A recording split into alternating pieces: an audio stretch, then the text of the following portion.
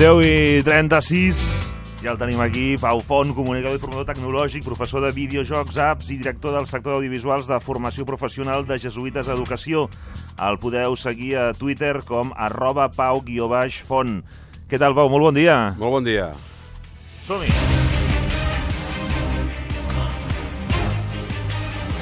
Doncs comencem per coses que també passen a l'altra banda de l'Atlàntic, Resulta que el compte oficial de Twitter del president dels Estats Units, de Donald Trump, que és Real Donald Trump, l'usuari, té més de 41 milions de seguidors. Doncs va passar l'altre dia que va ser donada de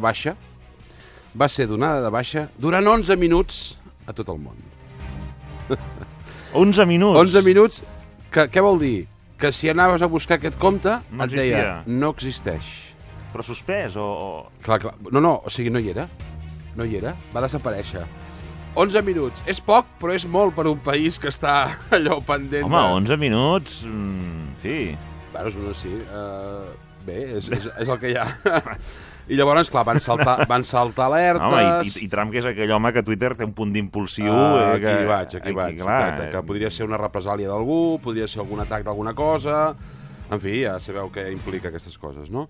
I llavors l'empresa Twitter de seguida va dir bé, estem investigant, estem mirant què ha passat i que, diguéssim, perquè no torni a passar, com diu qualsevol empresa, no ho faria amb el teu compte i el meu, però amb el del president dels Estats Units doncs sí que van dir alerta. Total, que van deixar-ho aquí i va tornar a estar actiu, va tornar a tuitejar, diguéssim, d'aquella manera tan efusiva que fa aquest compte, no? Diguéssim... Amb aquella activitat, amb aquella activitat d'arrasar amb tot el que hi ha per davant, no? I la cosa curiosa, que faré un mini concurs amb tu, perquè els oients no hi són, però vull dir que estan a casa i no poden contestar, però... Ja t'he de contestar-te jo, va, deixo de mirar aquí. Vinga. Twitter va sortir i va dir, ja sabem què ha passat. Sí. Jo et dono 3 opcions. Sí. Bueno, us dono 3 opcions a casa, també, si voleu participar. Això devia ser un imperi de hackers aquests russos. Llavors, saber que no... 3 opcions, Ai. Només una és certa, 1. El compte va ser víctima d'un atac d'un hacker de 15 anys que havia fet una aposta amb uns companys d'institut. Allò dir, que no tens cap pasta... No n'hi ha! Sí, ja que venga. Segona opció, el compte el va desactivar un treballador de Twitter en el seu últim dia de feina perquè es havia enfadat. I la tercera, va demanar-ho Trump d'amagat, ell mateix... Ets pervers, Pau, amb les opcions. Per demostrar... Hauries de demanar un concurs, perquè el guió... Que sí, em dedico a l'audiovisual. Sí, home, clar, és veritat. Bé, doncs això. El tercer és que Trump ho va demanar ell mateix per demostrar que el món està pendent d'ell. O sigui, opció 1, un hacker de 15 anys, que va fer una juguesca amb uns companys. El segon, un treballador de Twitter, que en el seu últim dia va dir, saps què? Ara veuràs. El tercer, el Trump, ell mateix va demanar-ho per dir, ei, el món està pendent de mi. Què? Va. Hacker de 15 anys. Doncs no. Un treballador de Twitter que l'últim dia el va desactivar. Tu, què et sembla? Doncs resulta que sí. Molt fort, Però és complicar-te molt la vida, no, això? És complicar-te molt la vida perquè, a veure...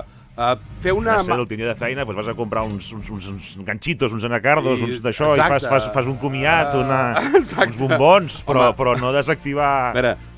Com a molt tampoc, però la del jefe, si tu vols, però vull dir que la del president d'Estats... Pots estar enfadat, sí. Però vaja, pel que et queda allò que en el convento, no? O sigui, no et juguis la vida, perquè, esclar, no sé quina conseqüència penal tindrà, ho desconec absolutament, però, home, és el compte d'una persona molt important, a més... que no té gaires manies que et fotin a Guantánamo, diguéssim, per això, no? Que pot ser que igual li faci gràcia, però igual no, segurament. Igual no li fa gràcia, en fi. És una anècdota, però com que ha sortit publicada us la comento. Anem al següent tema.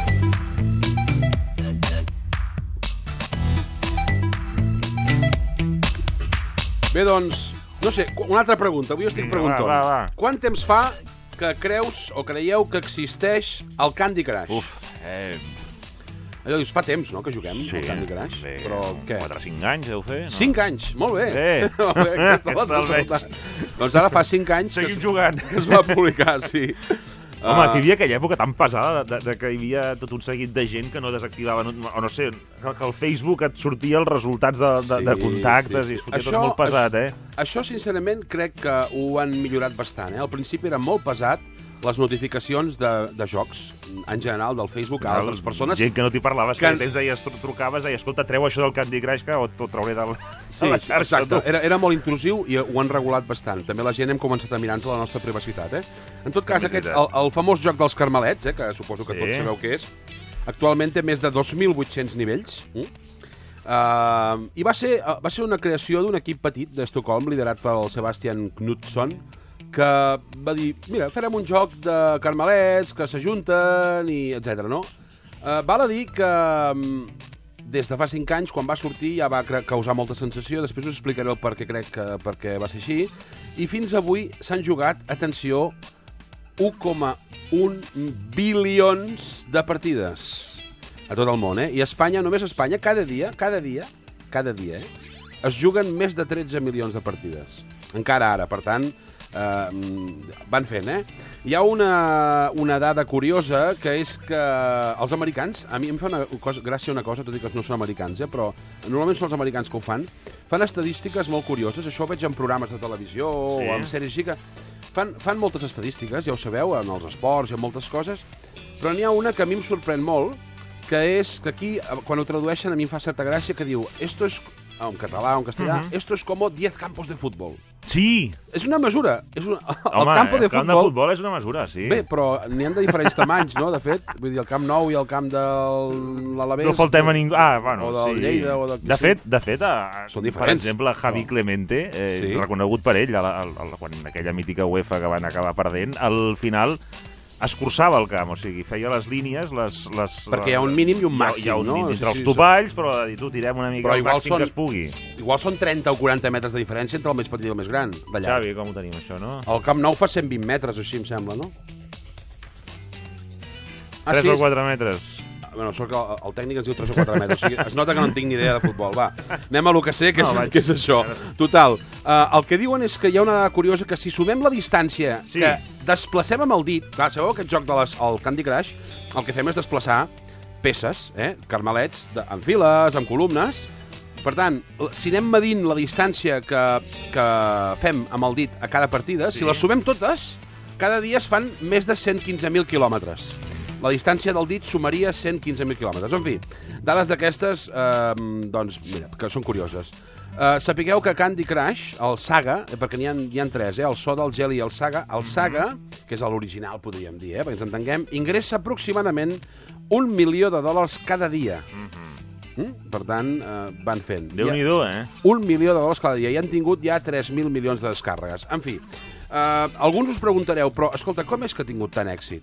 Perquè, a més, la gent que ja jugàvem fa 30 anys ja havíem jugat a jocs similars. El Zookeeper o el We Will It, o sigui, diferents jocs que eren d'ajuntar peces, que explotaven quan les ajuntaves, en fi. D'entrada, el Candy Crush està molt ben fet visualment, és molt atractiu, és fàcil d'instal·lar, de jugar, i és molt potent una cosa que no hi havia fa 30 anys, que és el fet social. El fet això que dèiem abans, que era envia'm no sé què perquè jo ho necessito, i tot això fa que quan veus un familiar jugar o un amic, dius, escolta, mira d'entrar a la meva...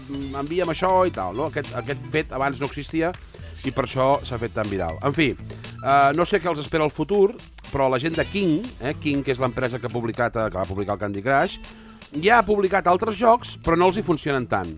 O sigui, de fet, no va ser xurro, però vull dir que estava ben fet, però no té per què triomfar tot el que facin aquesta gent. De fet, ara està intentant allargar al màxim aquest joc doncs, per anar amortitzant una mica la coseta, no? En fi, anem a una altra cosa, va. Som-hi, va!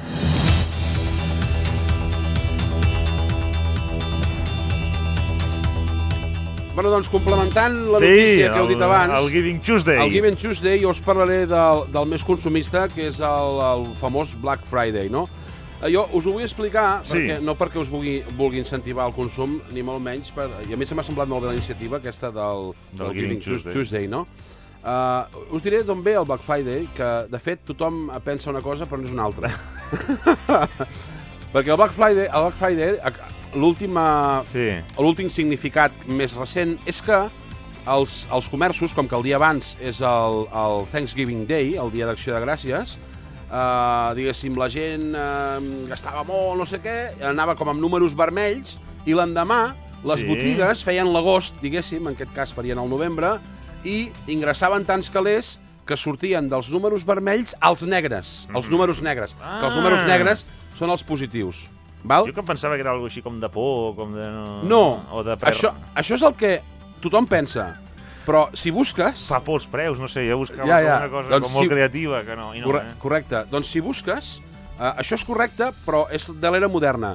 El Black Friday, el nom aquest ve dels anys 60, que era com anomenaven els policies de trànsit de Filadèlfia, el que passava aquest dia, que és que com que tothom sortia al carrer de compres, estava el trànsit a tope i a aquella època els cotxes eren negres, la majoria. Llavors estava tota la ciutat pleníssima de cotxes negres, i era com això, el Black Friday, era el divendres negre en el sentit de que està tota la ciutat pleníssima de cotxes com si fos una munió de formigues, saps? I d'aquí ve el nom. Passa que de seguida van dir, poder aquest nom no és molt xulo i anem a fer el del consum. Val? De moment va així. Aquí fa uns anys doncs, que se segueix aquesta tradició, com moltes altres americanes, diguéssim.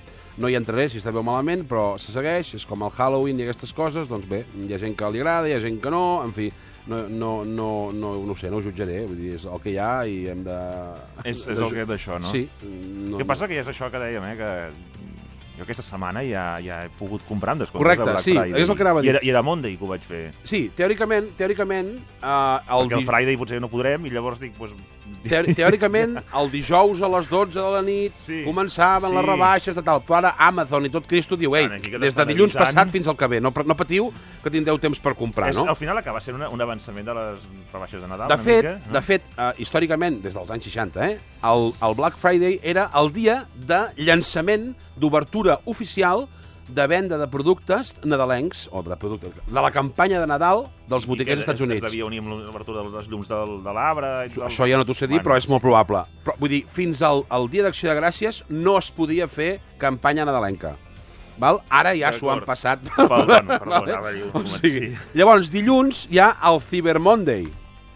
Dilluns, jo us ho explico, però perquè és cultura. Giving Tuesday, Black Friday, Cyber Monday. Aviam si fem el Wednesday i fem alguna cosa, no? Exacte. Hi ha dies de la setmana més premiats. El Cyber Monday, teòricament, era com el llançament, l'obertura, però de les botigues online. Això tampoc ja... I això també s'ho han passat per d'allò. Per tant, jo què faré, ja que parlem de consum, estaria bé tenir un consum responsable, això és important, i jo us donaré ràpidament 5 consells perquè feu servir per aquestes compres. Molt ràpidament. D'entrada, compareu els preus abans de comprar. La compra compulsiva doncs, ens porta a que el Black Friday allà fent cues o online o el que sigui, ara diré una cosa i no comparem res. I a vegades és com les rebaixes, no? Hi ha coses rebaixades però hi ha coses que no. Llavors, si vas amb aquella fal·leria, descompte, bé, potser la setmana passada era més car que fa 2 i a la rebaixa, m'entens què vull dir? Sí. Torna a estar al preu de fa un mes. No vull fer mal a cap botiguer. És com aquelles botigues que sempre estan en liquidació, que dius, bueno, alguna vegada deixen de liquidar. Mira, això és una bona observació. No sé, que potser que no ho venguin, però que no dic jo, però que ja quan passa molts anys dius, home, poder... Ostres, estem liquidant, concretament, la que jo he vist, estem liquidant mobles i porten aquella gent liquidant mobles des de que vaig arribar a viure a aquella ciutat i necessitava mobles fins ara, diguéssim. Liquidació d'estocs. Sí. També és una paraula que dius, l'estoc no s'acaba mai. Clar, llavors doncs tenir un magatzem molt gran. Per no posar outlet prefereixes, no? Bona observació, sí. Això suposo que es deu poder mirar... Suposo que sí, deu haver-hi. Perquè deu ser publicitat enganyosa, o ho desconec, això segur que hi ha gent més experta. En fi, compareu els preus abans de comprar, no perquè sigui Black Friday, té perquè ser més barat tot, o sigui, mireu dies abans, diguéssim, planifiqueu les compres prèviament. O sigui, què necessiteu, no? Què necessiteu, què voleu comprar, diguéssim, quants diners disposeu, també, no? Perquè anar comprant, anar tirant de targeta, doncs no, això en general la vida, no? Però aquests dies fa molta temptació, per tant, comprem les coses que d'allò. Tingueu clares les condicions de pagament i devolució, també, perquè la fal·lera ens fa que no, dona'm això. I potser quants dies tens per tornar-ho, si la compres online en tens 14, teòricament, legalment, si és presencial, depèn de la botiga, necessites un tiquet, en fi, les coses normals. No perquè sigui Black Friday hem d'anar allà a agafar aquell aparell, allò que fan la gent que entren i comencen a agafar teles i no en queda cap en un minut, jo trobo una salvatjada. en fi, opinió meva, no val la pena, un aparell tecnològic no mereix una mica d'atenció. I nosaltres també. O sigui, és a dir, escolta'm, sense aquesta tele viuràs igual de feliç, eh? No, i a més et dic una cosa, que a vegades en aquest sector, no, passa Nadal, el que sigui, hi ha uns mesos de poca activitat, diguéssim, que és posar-hi tranquil·lament a mirar-ho, vull dir... Sí, de fet, a mi em passa, mira que m'agrada la tecnologia, però a mi em passa amb Apple, que quan hi ha aquests dies que obren i la gent va a les 3 del matí... Allò que t'aplaudeixen els venedors i tot allò que... Sí, a mi no m'han aplaudit mai. No, perquè hi vas al cap d'una setmana i entres per la porta tranquil·lament. Si vols, pots dir-li a un amic que et vingui a aplaudir, si vols, o algú de la botiga, em podries aplaudir? Suposo que ho farien. Però no fas cua i ho agafes igual. Per tant, a mi, no sé. No t'acaba en fi, cadascú té els seus gustos. Tu ets més de mirar-te una mica el producte amb calma. Bueno, jo m'he mirat abans i vaig a buscar-lo i ja està, no? Fins i tot es pot encarregar, eh? Que quan el tingueu vindré. Tampoc no cal venir aquí a fer cua si no ho teniu. Els 100 primers, doncs m'és igual. Bé, en fi, simplement... Una cosa important. Potser molta gent no ho coneix o no ho fa servir. En els navegadors d'internet es pot navegar d'incògnit. Sí. Val? Això què vol dir? Que és que no vas deixant rastre. Les famoses cookies són elements que deixen informació teva quan dius accepto. Escolta, aquesta pàgina té cookies o galetes o el que sigui, llavors dius accepto, entendido, entesos. Això és real, això? Què vols dir, real? Vull dir, és realment que no... Que no què? Home, que és d'incògnit, vull dir, o... Sí. És d'incògnit, però d'aquella manera. No, en principi sí. Amb les pàgines web que et demanen informació... No s'envia la informació. Per tant, per què? Perquè, com bé sabeu, si comenceu a buscar productes per internet, no sabeu com, però al cap de poques hores només fan que sortir-vos anuncis d'aquell producte. O sigui, aquella gent que m'han dit que a vegades fa servir això per mirar certes coses, també serveix per no deixar rastre amb el tema de productes. És que busques una rentadora i els dies següents només tens que anuncis de rentadores, saps? I, per tant, si navegueu d'incògnit, això ho eviteu i minimitzeu la recepció de publicitat. En fi... Bon consell, aquest, Pau? No compra compulsiva, compra reflexiva... Faig un últim apunt, també. El tema de compres online, a vegades, que és veritat, que sembla que tinguis una bona oferta, i a mi va passar fa poc, llibres, per exemple, m'agrada molt gènere negre, no? I com dius, estic buscant una cosa, que sobretot coses de segona mà i tal... I resulta que hi ha un preu determinat i en canvi, doncs, en una llibreria que hi ha llibres de segona mà, aquell física, està millor de preu. O sigui, que no té per què internet voler dir que estigui... Teòricament hauria de ser més econòmic. Hauria de ser així. Però a vegades fer cerca així física també té premi. Vull dir que... Home, i parlar amb el venedor no té preu, eh? Vull dir... Surts content de dir, si m'ho hagués quedat allà, he guanyat. Sí. Vinga. En fi, més coses, va.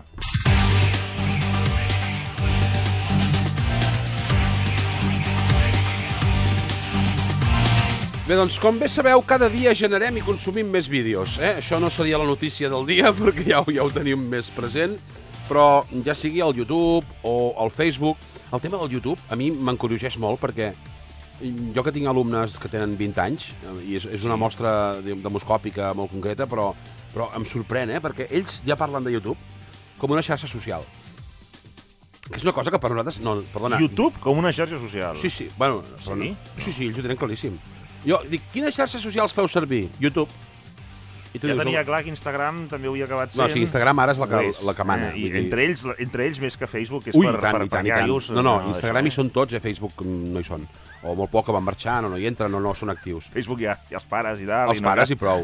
Els pares que ens hi vam posar per seguir els fills... I ells ja no hi són! Els fills no hi són. És com aquell bar, clar, quan hi va el pare ja no hi vas tu, no? Te'n vas a un altre. Que són tontos o què? Bé, doncs YouTube, que per nosaltres... YouTube és un lloc on hi ha vídeos que els mires i pots fer un m'agrada, fins i tot un comentari algun dia, però no ho fas.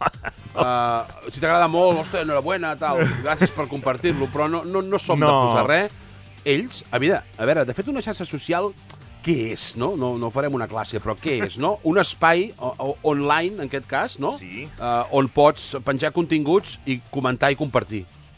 Bé, doncs YouTube ho compleix. Té xat, té continguts, té m'agrades, té coses d'aquestes. Passa que a vegades no ens l'han venut així o no l'hem rebut així, però ells sí. Per tant, ho fan servir molt com a xarxa. En fi, tornem al tema dels vídeos. Cada vegada n'hi ha més, cada vegada en consumim més. Jo que em dedico a l'audiovisual sempre els dic als alumnes, no patiu. Dic, hi ha crisi, no hi ha feina i tal, però el nostre producte, el que és el vídeo, cada vegada n'hi ha més. Vull dir, si féssim un altre tipus de feina, no sé que ens deixéssim a la mineria, segurament, ho desconec, doncs poder cada vegada costa més que hi hagi un sector potent en mineria, no sé, ho dic per dir. Però el vídeo no, nois, cada vegada consumim més. És veritat. I per més plataformes teniu oportunitats. En fi, doncs hi ha molta gent ara que es dedica a ser publicador de vídeos. Tots en pengem de vídeos, però hi ha gent que són youtubers o que tenen canals diversos, no? Doncs ara Facebook acaba de treure el Facebook Creator, o creador. És per aquesta gent, bàsicament, no tant per l'usuari final, sinó per gent que ens dediquem o que es dediquen a publicar vídeos així xulos, amb contingut i tal. Llavors, hi ha molts programes d'edició de vídeo, però per separat, diguéssim, per fora, però ara Facebook ha tret el seu propi. Molt senzillet de fer servir, de moment és una app que només està per iOS, per iOS, per l'iPhone, ens entenguem, per Apple, però ben aviat estarà per l'Android, diguéssim, i ens permet ja directament al nostre mòbil editar aquell vídeo, posar-li una intro i una outro. Això no sé si ho sabeu. Outro? Saps què hi ha intro? Sí. Doncs outro. Però outro què són els crèdits? O el dient? No, una intro què és? Home, és una primera part que, no sé, que mostres o el que sigui. Una outro entre sortida. Ah. És lògic. Té un nom. Sí, tant, però això en música passa, Clar. Fas una intro de la música i fas un outro. Un outro és la sortida de la cançó. Bueno, mira, us ho dic perquè és així, no m'ho he inventat jo. Segurament el dia, el que em quedaré serà... Doncs mira, ja és alguna cosa, ja val la pena que hagi vingut. En fi, acabem aquest tema. El Facebook Creator, que acaba de sortir ara mateix, no sé per què, no ho he pogut esbrinar, no he parlat amb Apple directament, però aquí ha sortit com a Facebook Mentions, no com a Facebook Creator, no sé per què.